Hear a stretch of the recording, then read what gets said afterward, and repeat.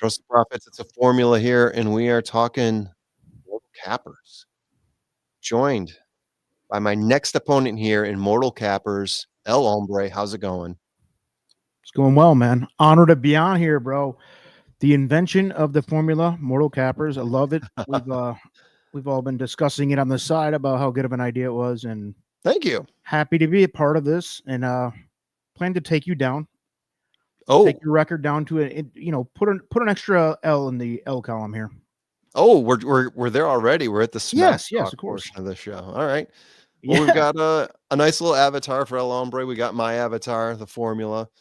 At some point, it may be two other people squaring off, maybe not just me. But yeah, what happened last time though, El Hombre? Aren't you a little scared? That's Barry, the urban sniper, on the ground there as I'm finishing him off. Are you? You got to be a little bit afraid that I'm going to do this to you. Well, you are 1-1, so I mean it's 50-50 shot That's true. coming from the you're playing the numbers. You're the formula. You should know 50-50. I feel pretty confident and cocky. Pretty confident. Both. Yeah. Yeah. Hopefully you can show this graphic next week and it'll be a bolo tie on top here. The bolo tie of El Hombre. Yes. So there are the high scores there. Wolf of Oaklawn, undefeated in one. I'm 1-1 in 2 matches. Sniper, he's 1 loss in 1 match. El Hombre stepping up. Sniper will be back. I got faith. I think, yeah. Oh, yeah, for sure. So one thing I do want to here, we'll get all these guys back, and it's not always going to be you taking on somebody. I hope, because we need to have we'll eventually have a tournament. We'll eventually have a tournament. We were talking about it. This is the way you set up a tournament right here. NCAA Sweet 16 and shit like that. Yeah. Both of them were extremely good competitors. Both of them finished a plus ROI. Even when I beat Sniper last week, he was a plus ROI with a big W. So would love to have both those guys on again. They're a lot of fun. Quality individuals. I've been on their shows, and they've been on my shows and your shows. They're great guys. So they are great guys. Shout out to the Wolf and to the Sniper. For sure. So first of all, rules. There are no rules. Except for these rules right here. So you got to bring your own avatar. If you don't, the court will appoint you one. Each participant starts with 100. This is a Schrute buck. Because I hate the word mythical. I think we overuse that in the horse racing industry when talking about these types of games. Place any wager across any race, not race, on the settled card you want. The card this week is going to be what was intended to be the Keeneland Saturday card, the Bluegrass Stakes card. It is now the Keeneland Tuesday card. It hurts me to say that a little bit, El Hombre, because we were supposed to be there. I should have been there tonight. I was headed that way. Yeah. We are recording this on Thursday evening. I had taken Thursday afternoon off of work and Friday to have a nice long weekend in Lexington, a cute little city that I love to go to. I've been to Keeneland several times. I blame TTP's own Colin Sheehan. Well, we all know he's the mush. If he gets involved in your bets, you lose. In this case, if he gets involved in a trip you go on, your whole trip gets rained out. I mean, catastrophic weather. People are dying in floods. It's basically the biblical proportional rain there right now. And we had to cancel it. Shout out to Sean. I feel bad. Our whole, like you said, our whole team had booked flights, booked hotels. Yeah. Luckily, you and I were close enough for a drive, so we didn't lose flights. But Colin had a flight. Yeah. Obviously, I'm joking about Colin, but there was flights booked, there were hotels booked, there were B&Bs booked.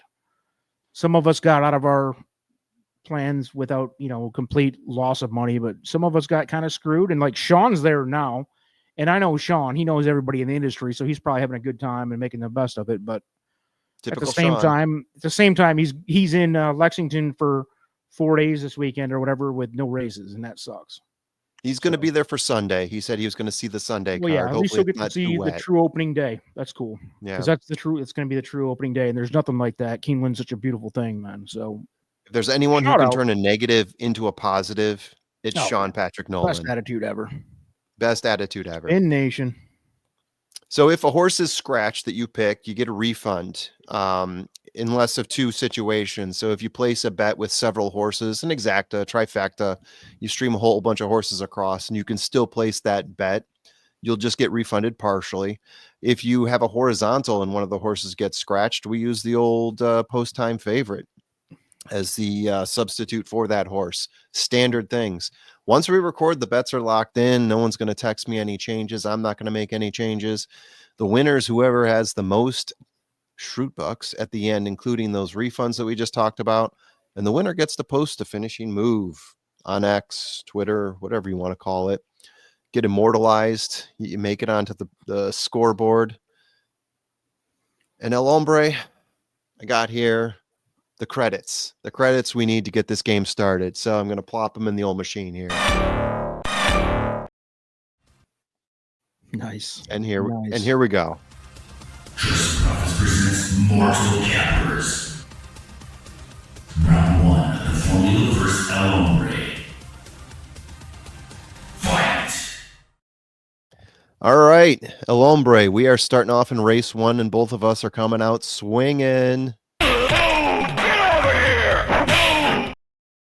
That's right. You want to talk us through your first play? I'm on the number 3 Playa del Mar, $10 Nice. win place for a $20 total bet. And listen, like I said, I've been to Keeneland, especially on Bluegrass weekend, or in this case, Monday, Tuesday, several times, and I can tell you that Irad, you're going to notice a trend in all my picks. Okay. There's a few hot hands that tend to happen at Keeneland opening weekend. Oh yeah. Spring meet, but also like exclusively opening weekend. There are a few trends, and Irad is one of them. And you know me, I have the biggest love hate with Irad of all time. He tends to be the jockey, even though I consider him one of the best in the world, top three or four in the world. I also have a love hate with him because he's the guy who he shows up in big places, and then he also he just has the weirdest rides. If you've got him on a 3 to 5 favorite type horse, he oftentimes doesn't show up, or he does something that just you can't be explained. Almost like, and I won't accuse him of this because I don't think it's fair because I don't know him personally, or I really, a lot of people will just throw allegations out there, whatever. I'm not doing that, but he is things look a little not going to name any names, but Tim, go ahead. Yeah. I'm not doing that. I won't go that far, but I do have a love hate with him, and I don't necessarily trust him either. So whatever. But Irad tends to do well in Keeneland opening weekend, and in this case, the Billy Mott combo, Godolphin into Mischief. It's just a great combination here, and I think they're going to come out of the barn swinging. Race 1, right out of the gate, you're going to get Irad in your face. Race 1 in the winner's circle. $20 win, or $10 win place. Sorry. So I think he's a 4-1 morning line. So you're going to get a little bit of value. I don't necessarily love that he's going to run away with a victory here. Like, not an easy win. It's a tough field, but at 4-1, I kind of like the win place option. Go ahead. Huge value. Yeah. It's not going to go off at 4-1, by the way, because I think I'm not the only one with the opinion that Irad's big on opening weekend at Keeneland. So you might be looking at more like 5-2, 3-1, but I still like that value. Yeah, it's Bill Mott. It's Irad Ortiz. They are going up against Camp Hale here, who's the key in my trifecta key box. So Camp Hale's been running in some pretty big races. In four races, I'm pretty surprised he hasn't broken his maiden yet. So hence he's getting sub 2-1 odds right here. I've got him in my key box here as my key. I won last week out of race 1. I had a key box where I scored $275 in a $9 bet. So I'm sort of replaying that idea here. Yeah. I hope you don't come out with that on me, or else I'm going to be I'm going to be in that in the crossfire. Yeah. At Camp Hale, I think it's going to be a really strong horse. Ian Wilkes, BJ Hernandez, but obviously Playa del Mar is my second play here. I almost keyed on him, but I really do think Camp Hale is the safest play here. And then I'm throwing in a 20-1 with Sergeant Caps. I'm ignoring all the firsters here. I do like Sergeant Caps a bit. If you look at the jockeying trainer, not the best, but in 10 races, 5 times in the money. So especially if you're going to play a tri-key box, you're hoping you get that 20-1 underneath somewhere. You get second place. That's going to pay for itself easily. And yeah, finally Invictus coming out there at number 8. Invictus has been off for a while, but this is a Brad Cox horse, Flavian Pratt on the mount. And because he's been off for a while, you're getting 8-1 on him right now. I'm curious to see if that moves at all, because you see that combo. Usually people will bet it, without any other note. So there you have it. Race 1, we're both coming out of the gates. Race Hang 2. on, before we move on, I've got an irrelevant metric, and those old school fans of Trust the Profits, little irrelevant metric, and what that means is this is something that I've pulled from the PPs that doesn't mean anything to the race. No significance whatsoever to the race, except that I just find some irony in like a horse name or a combo or trainer name or something. Number 1, or race 1, number 9 is Mo Work. I just wanted to give a quick shout out to this. Kind of jogged a memory of mine. Do you remember, like, I think we were in high school or just out of high school. There was a big song, one of the biggest pop songs in the industry, called Mo Money, Mo Problems. Oh, yeah. By Puff Daddy, P. Diddy. Just big shout out to P. Diddy. I hope he's doing well, and I think everything's going well in his life. No issues there. I hope everything's just going well. Haven't seen anything in the news about him lately, so I just got to. Right. Everything is trending. No baby oil or anything like that. So we just love that song. So shout out P. Diddy, Puff Daddy, whatever your name is. And with that, we keep it rolling. Race Absolutely. 2. Race 2. I'm going to try myself out here a little doubling down. So it's not so much this race I'm keen off of. I'm keen off of a horse I like in the next race, Tip Top Thomas, who's been off for a while. Todd Pletcher horse that, back in November, October, we thought might be on the Derby trail, but then it was shut down for a while. He's coming up in the next race, and I thought this might be a good opportunity to single him across race 2. So in race 2, I'm picking one horse that I think is the best, which is Faithful Lightning at 3-1. Because Tip Top Thomas is opening up morning line sub 2, I wanted to grab a couple horses in here that are going to give me some value. So Bermuda Triangle at 15-1 with Mike Smith in the mount. Van Ginkel, Chad Brown, Flavian Pratt getting 8-1. Flavo. Yeah, Flavo. And then Special Session, the 4, Mark Cassie and Luan Machado opening up at 12-1. So I'm playing around with it a little bit here. I've been trying to expand my horizons in Mortal Kappers. Shout out Amelia Earhart, by the way, with the Bermuda Triangle reference. Thank you. Oh, how about? All right. With that, we're moving on to race 3. Oh, you got something for race 3. Tell me more. Yeah, I got a tri-key box. I got the 2 Retribution on top, 4-1 morning. And I've got your Tip Top Thomas, the 7. Yep. I ride Pletcher. That's a 2-1. I think there's 2 heavy favorites. The 7 and the 9. 7 and the 9. Gunmetal is, I believe, 8-5. Yeah, and then Marty Brodeur on the 3 horse. You've got Brian Hernandez and Cassie joint. Yeah, that's a key box. So I don't have that much faith. The reason I put the 2 as the key box horse is to hopefully get a price in the mix for sure. Tip Top Thomas, I actually agree with you, is 2-1 morning, but I think that's going to be the real favorite at post time. Yeah. So mixing that up a little bit. Brodeur is 6-1 morning, so a little bit of a price there. Kind of a chalky bet, but it's a bet where if it comes in the right order, you can make that $9 into, $30-$40 probably. If it hits right. And my irrelevant metric in race 3 is number 1 Thrilla. Another shout out to a former pop star, Michael Jackson, Thriller. Yeah. And another guy who really had a really nice post career with no allegations or anything like that. So yeah, just a real clean, just like P. Diddy, a real clean image, real pop star with a lot of big hits and just a promising past, present, and future for both of those guys. And it looks good. You just love to see it in America today. Just the pop stars doing well. Just quietly rode off into the sunset. Yeah. Nobody knows anything, it's good to see it. They're probably out enjoying life somewhere, both of them. Next up, we got race 4. You got yourself a tall boy here. What's that all about? $2 win on tall boy. Tall boy, listen, we had to throw it in because we have the $100 bankroll. Yeah. I had my real bets were $98. I'm just being honest. Yeah. There was $2 to throw in at the end. I'm like, I'm going to put $2 on whatever at the end here. And it just happened to be, I found a 20-1 morning line horse, tall boy, that it's a Dougie O'Neill and Luan horse. Yeah.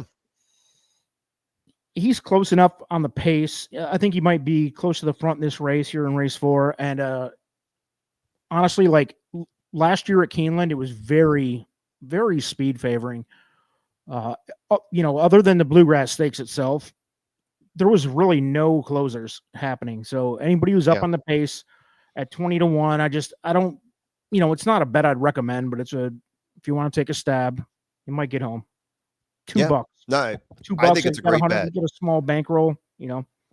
It's unlikely. And a smarter bet would probably be like 2 across the board or something, or $2 win place or something on that horse. But he wasn't that far off for me.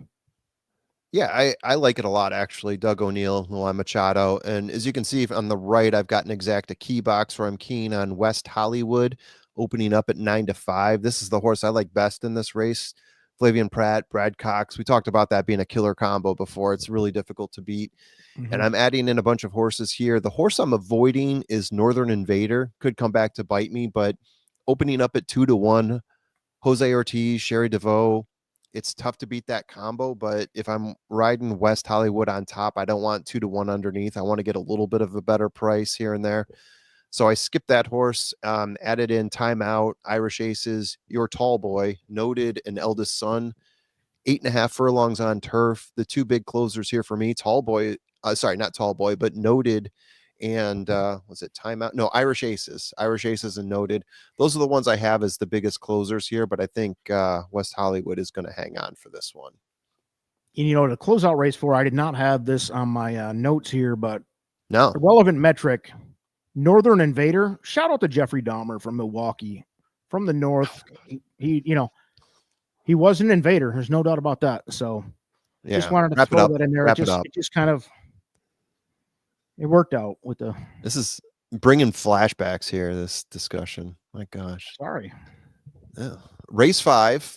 Again, we've got a lot of things in common in our picks. We just went a different path with them with the $100 we had. You're similar to some of the last people I had on the show where they're looking at specific places where they can place a large wager. And if it comes back, that could be the big one, whereas I've been spreading it out a little bit more. Tell me about Last Man Standing. It's our Riding Pletcher deadly combo at Keeneland on opening weekend. Again, Street Sense pedigree. That's that's my favorite horse of all time. There you have it. And I think if you look at him, he's only had one start prior, I believe. Is that right? I think so. I'd have to dig into that and see, because we are talking about a maiden special weight race. Yeah, I do know that he got out of the gate tough. I watched the replay, and it was a bad start, and he needs to be on the pace a lot closer than he was, and I think that he's still finished in the money. Yeah, he finished second, I believe. So should be much better with a decent start, and like that combo. And it is, what is he going off at? I thought I put the morning line on here. Sorry, 9-2. Yeah, so 9-2. It's pretty good morning line odds.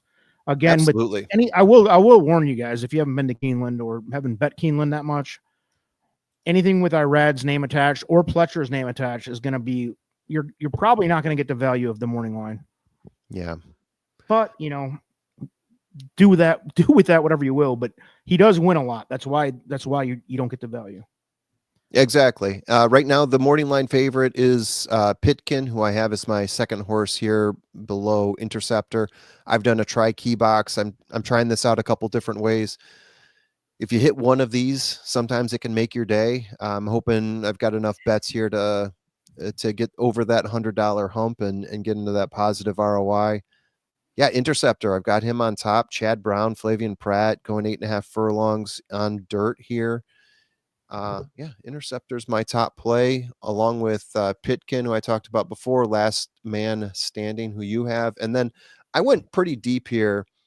I skipped on Jose and Sherry DeVoe last race just because it was 2-1. I'm trying to grab them here at 15-1 and get myself maybe a little bit of an extra boost here in case that one comes in for me. So like we said before, it's been a nice little combo. So I'm playing that as my last addition. What's the horse development fee? Development fee. That goes right into my irrelevant metric for Ooh. race 5. Development fee. Shout out Ghislaine Maxwell. If you're not familiar with her work, Oh, Jesus. she is the kind of the all-time development fee merchant as far as rich dudes on an island go. So Yeah. hope she's doing well. I'm keeping. If you can't notice, there is a path to what's happening here in my irrelevant metrics this evening. But Ghislaine Maxwell, I hope you're doing well. And let's go ahead and move on to race. I don't know if you have something in 6 or where are we going next? We'll find out. We got nothing in this race.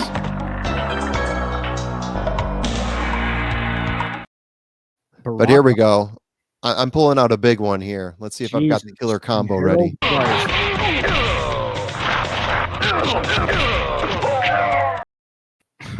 Killer combo from Killer Instinct, if that brings back some memories. Yeah, so race 7, I'm going pretty deep here. Trifecta key box, I'm back at it again. Montalcino on top. Sherry DeVoe, Jose Ortiz hooking up again. There's a bunch of horses I like in this race, including Hoist the Gold, Nutella Fella, and Extra Anejo. Extra Anejo going off at 8-1, Hoist the Gold at 9-2, and Nutella Fella 12-1. That's all the morning line. Damn. A lot of these horses, we're watching them last year. Thought some of them might be on the Derby trail for a bit, and the Derby obviously passed them by. But Extra Anejo, Yeah, Hoist the Gold had a little promise early. He sure did. Sure did. Yeah, I'm sorry. Go ahead. No. Go ahead. No, I was looking at Extra Anejo. He was on the path last year, right? He absolutely was. Yeah, he was a Steve Asmussen horse who I think broke his maiden with like 100 equibase figure potentially. I can't remember exactly, but I remember being One extremely marvel impressed that with I'm him really early pissed on. off about missing this year, not being able to attend Keeneland, is Go the for it. quality throughout every field in every race. Yeah. There isn't a horse there who's not a rock star wherever they came from. And it's it's a shame I was really looking forward to you. I know you've been to Arlington Park and you've been to some races that are not garbage races. Whereas where we grew up, it was all garbage races. Garbage. But, it just, you marvel at, you see like every race, it's like, wow. Everybody is somebody. Yeah. And you recognize this horse. Yeah. Yeah. Or exactly. at least you recognize the lineage or whatever, it's like, damn. And I really was looking forward to that because every year you just marvel at that. You're walking around in the paddock area and it's like, whoa. Yeah. 20 horses sired by Into Mischief, right? Yeah. And any other horse who's ever mattered is involved in the bloodline somewhere. So yeah. And unfortunately, so I got a pick 3 going here. I did take Extra Anejo out just to get a little bit of extra value here. So this pick 3 is $1 pick 3, so $9 for 50 cents, but I doubled it for $1, $18 in total. I think it's $1 minimum at Keeneland, isn't it? I read the Naira, race I form, think it looked is like 50 cent. I can't remember. We could come into an issue here later. But anyway, I did this one at $1. Hoist the Gold, Nutella Fella, and Montalcino, I kept them in. I really like in the next race, Sila. That's, I think, one of the better singles of the day. That horse has been pretty strong. There's some other good horses in there that have won a ton of races, but I think Sila does have a step above. And then in race 9, I went pretty deep there, going with Run Carson, Azrak, Valentine Candy, Coppola, and then I added in No Nay Hudson and Rogue Lightning. So there's a whole bunch of horses that I went deep on there. Rogue Lightning being one that was actually shipping over and wanted to grab that one in just in case and see if I can connect this pick 3. All right. Well, yeah, we'll have to discuss this. We might have to adjust if you have a 50 cent pick 3 at some point or whatever. We'll figure it out. Yeah. I thought for sure know when I read the racing Naira's formula, $1 minimum. I could be wrong on that. On the pick. It's Naira though. Yeah. We'll check it. I'm sorry. Yeah, you're right. Yeah. I think 50 cent might be available. You might be right. My apologies. We'll cut that out. No worries. Yeah. We'll chop that out of the editing. We'll have the editor. No, it made it in. It made it in already. Yeah, fuck it. I don't care. We're up to race 8, and I think you thought the same thing about Sila that I did. Yes. Yeah, and this is a $3 exacta key. Strong. I think it's Cilia. I Oh, think it's you've got a. Cilia. I think you have a typo here. No judgment. I 6 pulled it horse. straight from not Equibase, but from BreezeNet. So if I got a We'll typo, blame I got them a then. typo. Mm-hmm. We'll blame them.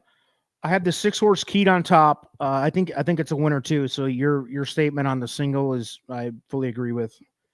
Let's see. It's Flavo Billy Mott. Looks the best for me, You like got it. not by a mile or anything like that, but I like this as a key horse over the. I have the 4, 2, and 8. agree. Emery with Luan and Brad Cox at 3-1. My main squeeze at 8-1. And Mystic Lake at 7-2 with Irad and Safi. Yeah. I think there's good value there. If the 6 does get on top, I do feel like one of those 3 will be in second here for a $3 exacta for $9. And yeah, I feel pretty good about that. That's one of my favorite races actually, because and I'm glad you agreed on it, because I felt like that was one of my, like, if I was going to single a horse in any race, it would probably be that. You could probably get away the win bet there too with let's see, 7-2 morning line, right? Cilia or Oh no. So sub 2-1. So I think it was 8-5 was the morning line on Cilia, whatever we're gonna call them. Ooh. Yeah. Okay, my notes are wrong then, or yours are. We suck at this don't think game. it's We've me. only been doing this for a few years, so Just been doing it for 5 years. No big deal. yeah, no big deal. But in all seriousness, though, if I were to play this, I would play it the same way, because I do feel like this is one of those races, and we do take the chalk sometimes. We accept the chalk and we just work around it. But this is one of the ways to do it. Looking at an exacta key, putting them on top, and getting a horse like my main squeeze underneath, getting 8-1. Maybe the other 2 float up a little bit, Emery and Mystic Lake, and you can get some value out of this. Yeah. All right. Irrelevant metric is Mystic Lake. Shout out to Epstein Island. That is a Mystic Lake that island was located in. So without further ado, we can just skip right past that, because I didn't want to dwell on it. So yeah, go ahead. That was a good spot right there. And we were ready to move on.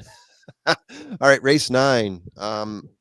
Yeah, I had this as the last part of my pick 3 that we just talked about, and I decided to do an exacta box as well. I know I went a little bit further when I had the last leg here in my pick 3.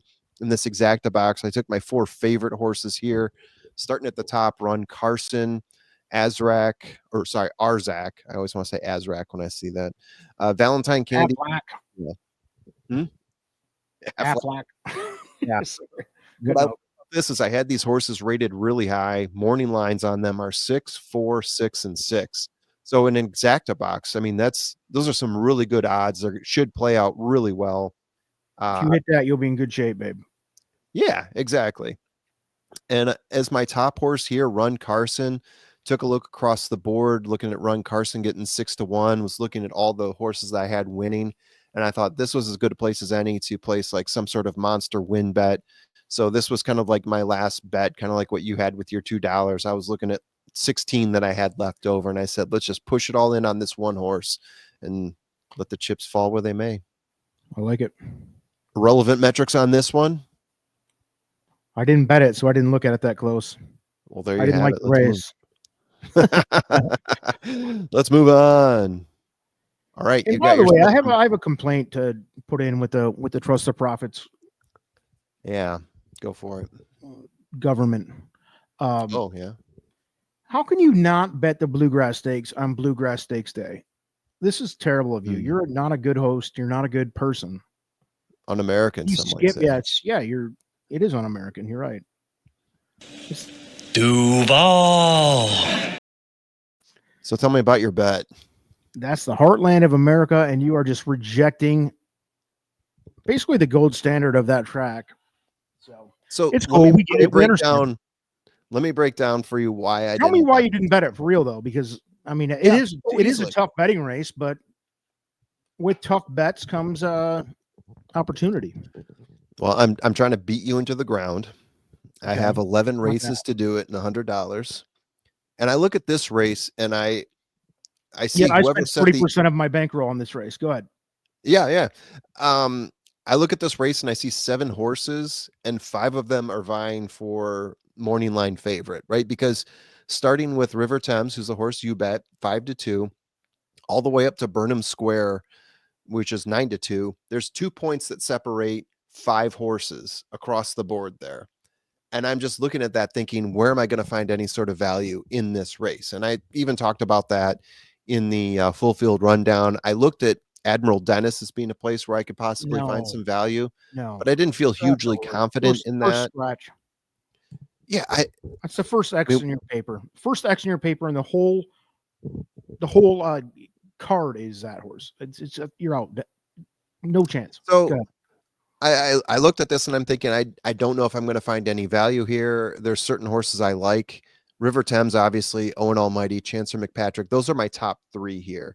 I'm not as thrilled about Burnham Square. I've been burned twice on No. East Avenue, You're out. right? Like a Good bunch night. of us have. The last race, I don't even know if we have any causal attribution for why that horse was just awful.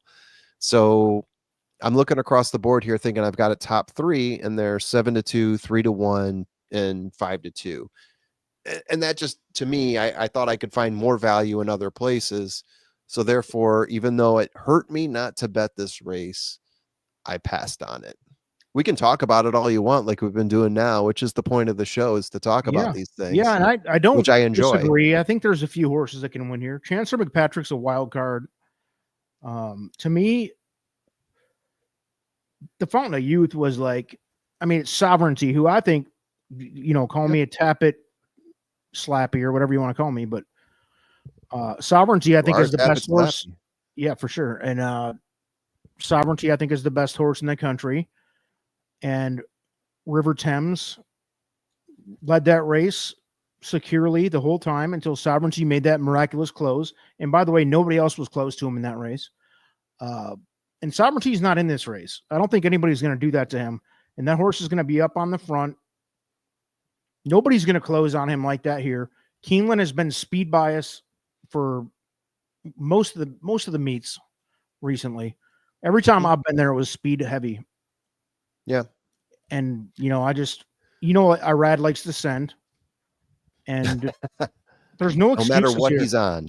And I'll be honest with you, like I put a $20 win place here, a little bit of a conservative play for the sake of the game here, because I want to beat you.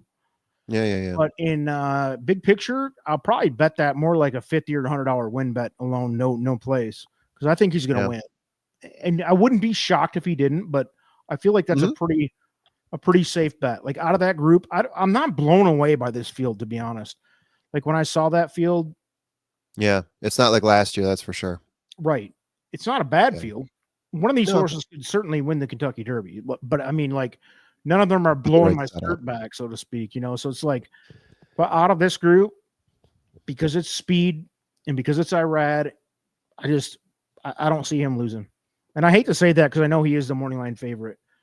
But like you said, it's pretty balanced. A lot of these other horses are going to take money, so it's not like he's going to be a 3-5 favorite. He's going to be like a 2-1, 5-2 type, and there's still value in that if you like him, and I do. Yeah. So like you can say all you want about too. Don't bet the chalk. I hate everybody in the world who don't bet the chalk, but if it's like a 5-2 chalk, 5-2 is not chalk if you love the horse and you think he's going to win. Sincerely, the winner from the Bluegrass last year. Well, I'll never bet him. And he was, by the way, the only closer who closed last year and won at Keeneland that whole weekend. We all watched it. And I don't think that's going to happen because I don't think any of the closers in this race are going to do that. Hence, my biggest bet of the weekend is River Thames. $20. Yep. Race time, baby. It's not, I'm curious to see, like, if you look at my pace numbers and if you look at anything that happened in Tampa Bay, and you could say what you want about Tampa Bay, right? That's fine. I think it's Owen Almighty is track is kind of like, I'm sorry to interrupt. It's kind of like Kentucky Downs or one of those. It's a track that you kind of look at. It's not that different, but it is different. Like every year you look at those numbers and you kind of can just throw them into a garbage bag and pretend like it didn't happen. To me, if you're trying to cap for the Kentucky Derby, because anything that happens in the Tampa Bay Derby stays in the Kentucky or Tampa Bay Derby. Usually, I think this year the numbers that came out, the horses that came out, obviously John Hancock, when he went to 9.5 furlongs, didn't fare as well. So that's going to be the question for Owen Almighty. But then the other question is, you're right. That's the wild card. That's the wild card, yeah. And then if they do get into a speed battle, then Chancer McPatrick, who actually did pretty well in his last race out. Got second Interesting place race, bro. behind Owen Almighty. Yeah, Yeah, it it's is an interesting race. It's gonna be cool, Agreed. man. I wish we were there to see it. Thanks, Yeah, me Colin. too. Yep, Thanks, Colin. Colin. And then we haven't even talked about Burnham Square and East Avenue. They East don't Avenue count. is the true wild card here because, but it comes down to just like Chancellor McPatrick, it Why comes is he down still a to thing? I know that you're the king of the world when you win the Breeders' Cup, right? But yeah. he hasn't done a thing since. Well, he didn't win the Breeders' Cup though. He struggled at the Breeders' Cup. Citizen Bull beat him, I'm and he had sorry. Yep. excuses like he couldn't get out of the gates. No, you're fine. He won his maiden and was it Kentucky Jockey Club? Someone will correct us if I'm wrong in this, but it I'm was one sure. of those. It was one of those, I was end thinking of he the won it. My year. fault. Yeah, it was a big fall prep race that he looked outstanding in, and we've seen him in 2 races since.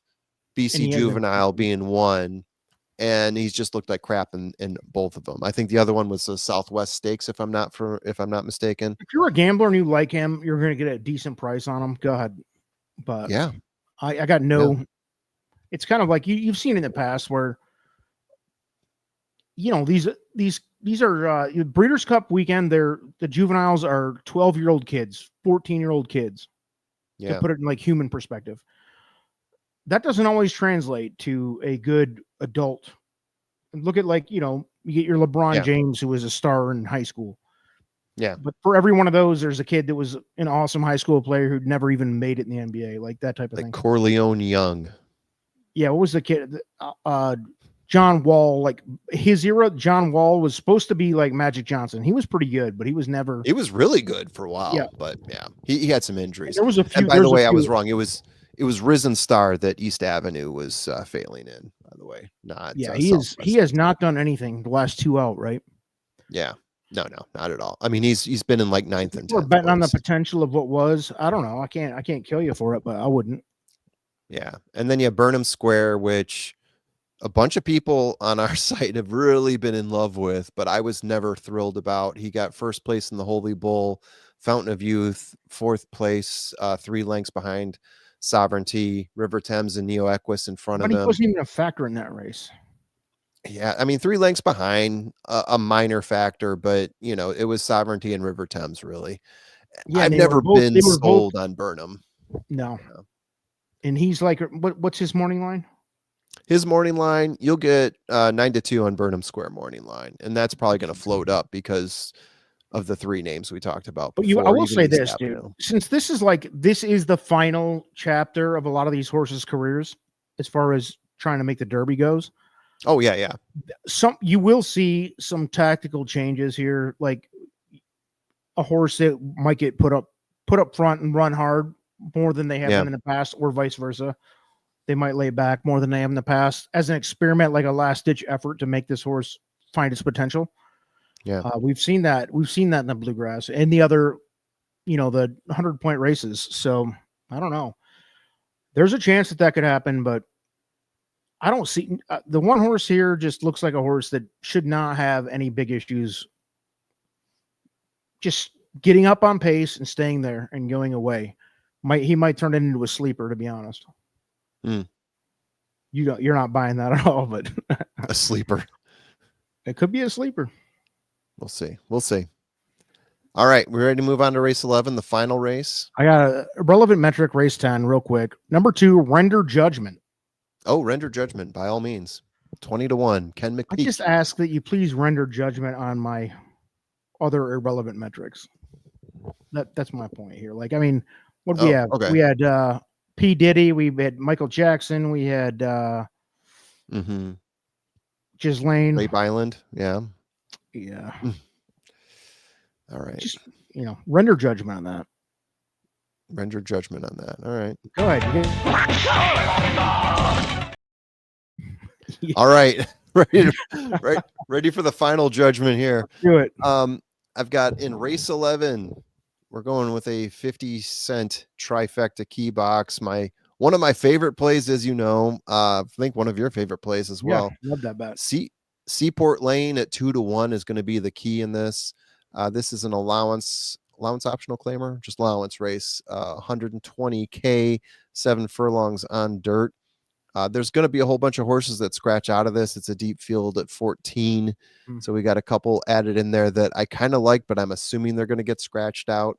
After that, I'm going to go with Pentathlon at 10-1, Reynolds Channel at 4-1, and then the 7-horse Wyoming Bill at 20-1. So hoping for a nice little finishing move here at race 11. That wraps it up. Good luck. All right, with that, Hombre. dude. Any final comments before we hit the snooze button on this one? No, I'm thinking I got you covered, but we'll see. It's been a fun, Always fun. I didn't spread like you did. The interesting with the verticals versus horizontals. Didn't do it, but we'll see, man. Try to stretch my dollar out a little bit. You're either going to be above 500 or below, and it's not going to be pretty if you're below. You don't want to be the representative, like you're the only guy who's played 3 times. You don't want to be below 500, or else I got to make this move somehow. Suspect. So yeah. We'd all like to see you go above 500. Go ahead. Thank you. Just hope I can build on top of your failures to do so. True. All right. So for El Hombre, I am the formula. You guys, wishing you good luck on Bluegrass Tuesday. Yeah, Bluegrass Tuesday. Yeah, Sounds I believe weird. so. Yep.